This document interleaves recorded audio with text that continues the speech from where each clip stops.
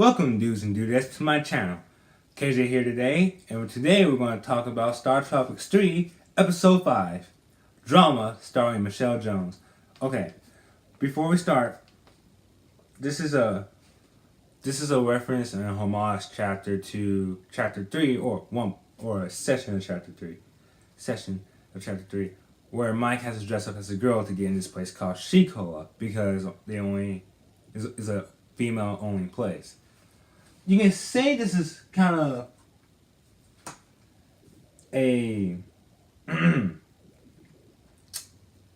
inspiration by Legend of Zelda's Breath of the Wild part where Link was in the Gerudo village, but he had to dress up as a female or a girl to get in because they didn't like men in this one. So yeah, but this is not a sexist thing or anything. It's just saying that they only accept girls in this place. This happens in the first Startropics game to get Mike has to dress up as Michelle Jones.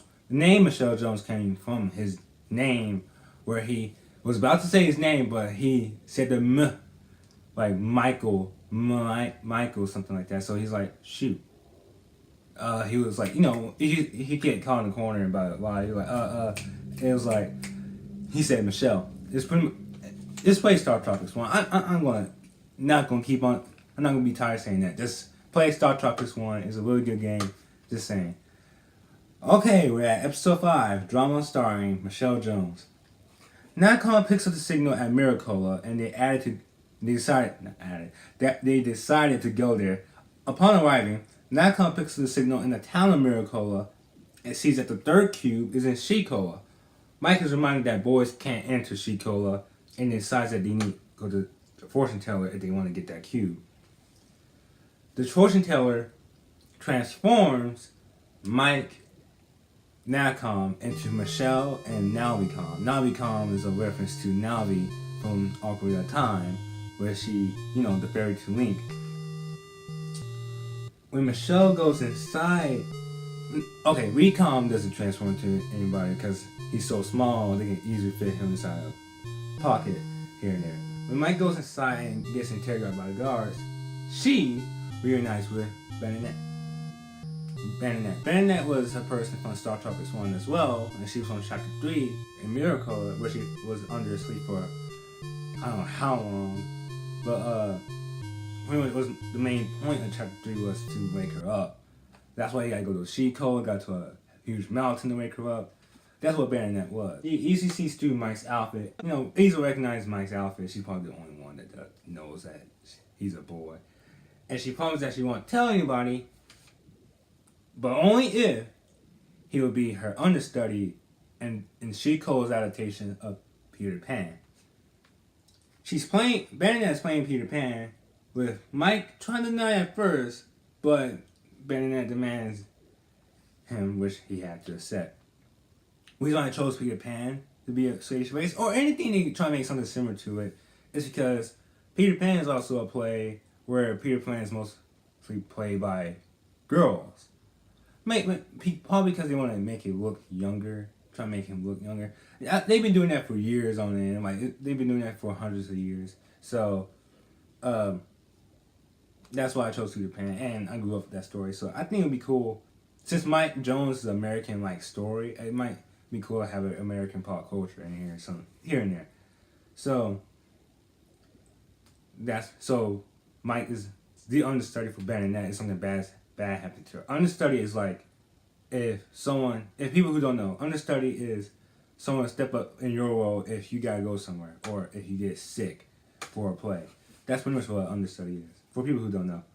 During the rehearsal, Mike meets the cast. The suspicious Catherine Hook, who plays Catherine Hook. Catherine Harris, who plays Captain Hook.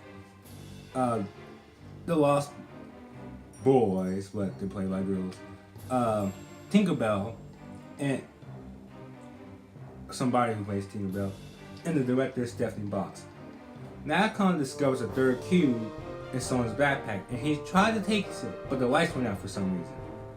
The lights goes back on, and the backpack turned, and as he was trying to reach for the backpack is automatically on Catherine. And she says that that she doesn't like Mike or Michelle because they gave her that weird feeling. But if they want her backpack, they gotta fight her for it. But if Mike does, he will be kicked out of the play for assault. Not Shikoa, but he will be kicked out of the play for assault. So that takes them away from getting the cube.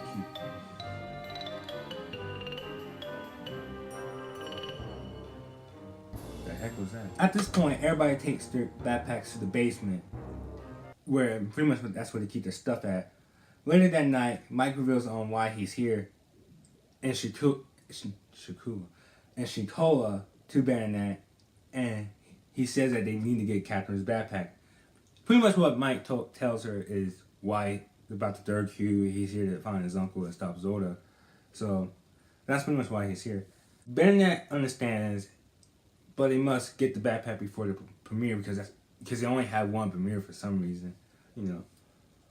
And Baronet says that she would take the key from Stephanie, the director, and she will secretly give it to Mike when they're doing rehearsal,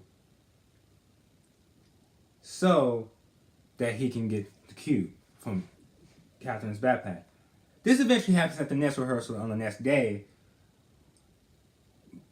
So, but while Baronet was playing as Peter Pan, the lights went out, and somehow she ended up on the floor and out cold. This happens as Michael's about to escape the freaking room, the stage room, the theater room, with the cube intact, but now he has to be Baronet's understudy and gotta be playing Peter Pan. So he's on a delay now for getting the fourth cue in the next chapter or episode. Meanwhile, Mike puts the cube in his backpack just for safekeeping once the play is over. Rehearsal, he noticed that Catherine is actually hurting him, which gives him even more suspicious. After that, after the rehearsal, he realized that his backpack is gone, which infuriates him. Mike accuses Catherine of taking his backpack, but she actually missed that Stephanie was the one that took something out of his backpack. Excuse me. So, and also another thing, they gotta get. Catherine also reveals that Stephanie will leave once the play is immediately over once the applause starts applauding. So it turns out that Stephanie is working for Zoda, and she's gonna leave the moment the play is over and where everybody starts applauding. She's gonna bounce right there. So they gotta keep her in Shikoa or somehow in the play. Where we can keep an eye on her. So they come up with a plan to take Stephanie, to get the cue from Stephanie. On the premiere of the play, Catherine hooks a hook onto Stephanie without her knowing. Around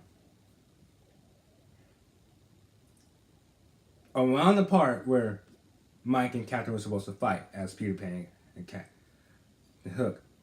But since Catherine hooked it to Stephanie, now she gotta be involved in the play awkwardly. But Mike plays it off like, oh, you must be Mrs. Hook. You know, something like he's improvising. Like, that's to make it look like they're not actually hurting her. So, it's kind of crazy when you think about it. They beat her up. Mike gets a cue from her. And once the play was done, everybody, including Baronet, who came back in time to see the applause. Mike, who says goodbye to everybody as he leaves Shikoa. Mike transforms back to himself as a boy and reunites with Nakon Recon. Before they leave though, Baronet thanks Mike and grants him luck on his adventure. So pretty much, that's episode 5, which is probably one of my favorite episodes to work on because I love the whole, you gotta act in a play while trying to save the world. I like that so much. And I kind of like the idea of you reusing Shikoa for that because I love the place in the original. So, yeah, that's episode 5. I'll see you later in episode 6. Thank you for watching.